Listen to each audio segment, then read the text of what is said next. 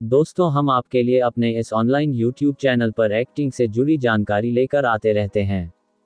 यहाँ एक बार फिर हम बात कर रहे हैं नवाजुद्दीन सिद्दीकी एक्टर कैसे बने। दोस्तों, आज की इस वीडियो में हम आपको बॉलीवुड स्टार नवाजुद्दीन सिद्दीकी की सक्सेस स्टोरी के बारे में बताएंगे कि कैसे एक छोटे से गांव का लड़का बॉलीवुड स्टार बन गया। जिसको तू धंधा बोलता है ना, क्राइम है वो। यहाँ थाने की चाय है, पीने की आदत डाल ले,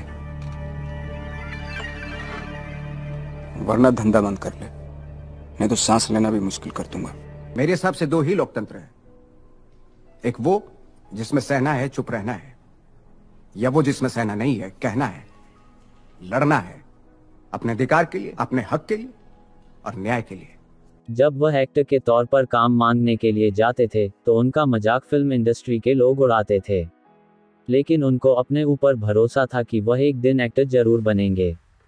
अगर आपको भी एक्टर या एक्ट्रेस बनना है या किसी अन्य फील्ड में सफलता हासिल करनी है तो आपको नवाजुद्दीन से सीख लेनी चाहिए।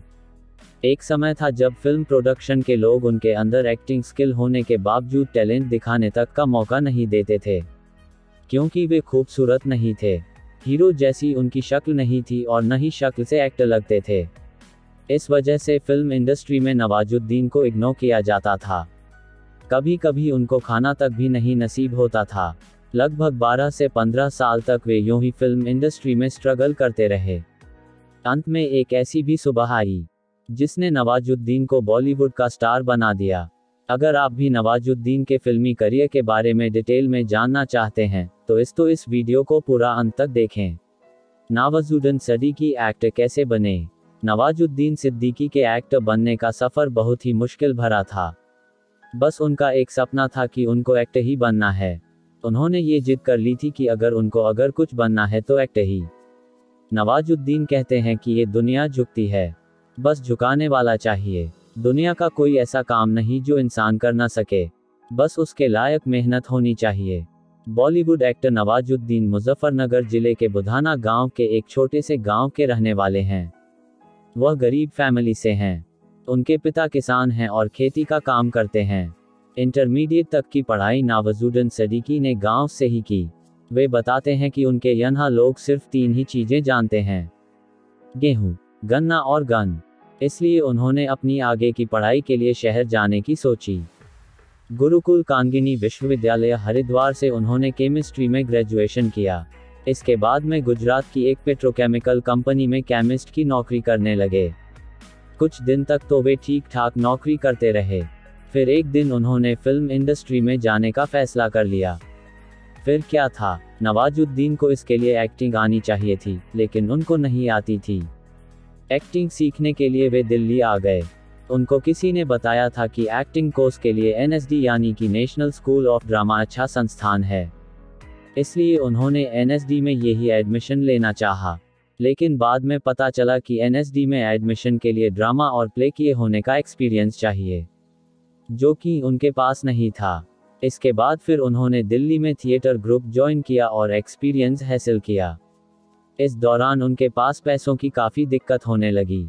इसके लिए वे रात में प्ले किया करते थे, जिससे भी उनको थोड़ी बहुत कमाई हो जाया करती थी, लेकिन इससे उनका खर्चा पूरा नहीं हो पाता था। इसलिए उन्होंने एक ऑफिस में वॉचमैन की नौकरी कर ली। रात में प्ले किया करते थे और दिन में वॉचमैन की नौकरी। इस दौरान काफ़ी दिक्कत झेलनी पड़ी। इसके बाद NSD में एडमिशन के लिए गए। किस्मत साथ दे गई और उनका NSD में एडमिशन हो गया। कोर्स पूरा होने के बाद वे मुंबई में अपने एक्टर बनने के सपने को लेकर पहुंच गए। जोश और जुनून में मुंबई तो पहुंच गए, लेकिन वहां पर उनके पास रहने के लिए छत नहीं थी। इतने पैसे भी नहीं थे कि किराए पर रूम ले लेते रहने के लिए। फिर उन्होंने NSD के ही एक उनके सीनियर थे, उनसे रहने के लिए छत मांगी। काफ़ी मिन्नत करने के बाद उनका सीनियर तैयार हुआ, लेकिन एक शर्त पर। शर्त ये थी कि नवाजुद्दीन को उसके लिए खाना बनाने का काम करना पड़ेगा। इस बात पर भी वे तैयार हो गए और अपने सीनियर के साथ में रहने लगे। रहने के लिए जब बंदोबस्त हो गया तो वे काम मांगने के लिए फिल्म प्रोडक्शन हाउस और डायरेक्टर के ऑफिस के चक्कर लगाने लगे। एक इंटरव्यू में नवाजुद्दीन ने बताया कि जब वे किसी भी डायरेक्टर के पास जाते थे और वहां पर बताते थे कि वे एक एक्टर हैं और उनको काम चाहिए, तो इस बात पर उनकी वे लोग काफ़ी मजाक उड़ाते थे और बोलते थे कि तुम एक्टर जैसे नहीं लगते हो, तुम्हारी शक्ल तो एक्टरों जैसी है नहीं। इस तरह उनका लोग मजाक उड़ाते थे। इस तरह एक बार नहीं बहुत बार उनका मजाक बनाया गया। नवाजुद्दीन का मजाक इसलिए लोग उड़ाते थे क्योंकि वे फिल्मी हीरो जैसे खूबसूरत नहीं थे। न तो अच्छी बॉडी थी और न ही शक्ल अच्छी थी, हाइट भी कम ही थी। दिखने में बिल्कुल अच्छे लगते नहीं थे। एक हीरो की जो पर्सनैलिटी होती है उस तरह की उनमें कोई खूबी नहीं थी, बस एक्टिंग आती थी। एक बार जब नवाजुद्दीन किसी फिल्म का ऑडिशन देने गए थे तो वन्हा भी उनकी शक्ल को देखकर वन्हा से जाने के लिए बोला और कहा कि ये ऑडिशन तुम्हारे लिए नहीं है। नवाजुद्दीन बताते हैं कि जब वे फिल्म इंडस्ट्री में आए थे तो उस समय बॉलीवुड में चलन था कि हीरो जो होता है गोरा चिट्ठा होता है, अच्छी हाइट होती है और बॉडी भी अच्छी होती है, जबकि उनमें ये चीजें नहीं थीं। इस वजह से उनको फिल्म इंडस्ट्री के लोग काम देना पसंद नहीं करते थे। कुछ सालों के बाद में नवाजुद्दीन सिद्दीकी को छोटे मोटे रोल मिलने लगे थे, जिसमें कि वे भीड़ का हिस्सा हुआ करते थे, एक तरह से क्राउड के रोल थे, जिनसे उनको कुछ कमाई हो जाती थी। एक बार जब छोटा मोटा रोल मिलता था तो कई महीनों तक कोई काम नहीं हुआ करता था, इस वजह से बैठकर ही खाना पड़ता था। इसके चलते उनके पास पैसों की बहुत दिक्कत थी। कई किलोमीटर की दूरी ऑटो की बजाय पैदल ही ऑडिशन देने के लिए जाते थे। पैसों की किल्लत के कारण उनको भूखे भी रहना पड़ा। नवाजुद्दीन बताते हैं कि 12 से 15 साल तक इंडस्ट्री में उनके पास कोई काम नहीं था। इतनी मुश्किलें झेलने पर वे कभी कभी निराश भी हो जाया करते थे, तो ख्याल आता कि घर वापस चले जाएं। लेकिन फिर सोचते कि उनके एनएसडी के साथ ही कहेंगे कि आ गए वापस।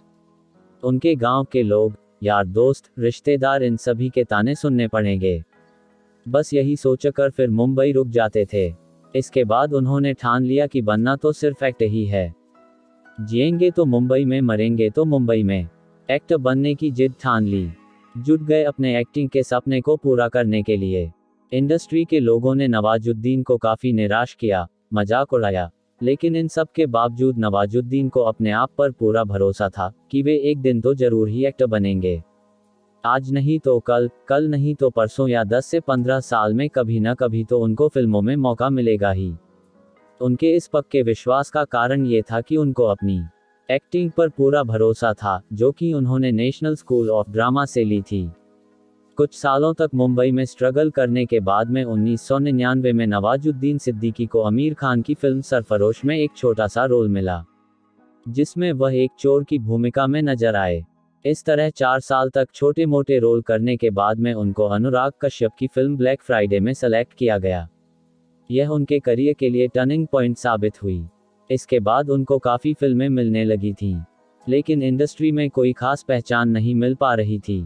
फिल्म गैंग्स ऑफ वासेपुर से नवाजुद्दीन को फिल्म इंडस्ट्री में एक नई पहचान मिली। इस फिल्म में उनका किरदार भी दमदार था, जिसको उन्होंने बखूबी निभाया। उनकी एक्टिंग इसमें दर्शकों द्वारा खूब पसंद की गई। इस फिल्म से वे रातों रात स्टार बन गए। अब उनके पास बड़े बड़े फिल्म मेकर फिल्म लेकर आने लगे। इस तरह से इस फिल्म के बाद में नवाजुद्दीन ने बहुत सारी फिल्मों में काम किया और कर भी रहे हैं। नवाजुद्दीन का कहना है कि भरोसा खुद पर करो, किस्मत पर नहीं। अगर वे किस्मत के भरोसे बैठे रहते तो आज वे इस मुकाम पर नहीं होते। नवाजुद्दीन का कहना है कि उन्होंने ये टारगेट नहीं किया कि अगर 1 से 2 साल में अगर उनको काम नहीं मिला तो वे इस फील्ड को छोड़कर कोई और काम करने लगेंगे। ऐसा उन्होंने कभी नहीं सोचा। आज के समय में लोग क्या करते हैं कि 1 से 2 साल तक किसी भी फील्ड में ट्राई करेंगे, फिर वे उसको छोड़कर किसी दूसरी फील्ड में चले जाते हैं। इस तरह दोस्तों, अगर आपको भी किसी भी फील्ड में सफलता हासिल करनी है, चाहे वो एक्टिंग हो या अन्य फील्ड, तो आपको अपने लक्ष्य तक पहुंचने के लिए मेहनत और लगन से जुट जाना चाहिए। तब तक न रुको जब तक कि अपने लक्ष्य तक न पहुंच जाओ। इसी तरह के वीडियो के लिए आप हमारे चैनल पर जुड़ सकते हैं, तो ज्वाइन करें, क्लिक करते हैं। और हाँ दोस्तों, लाइक और शेयर जरूर करें वीडियो को।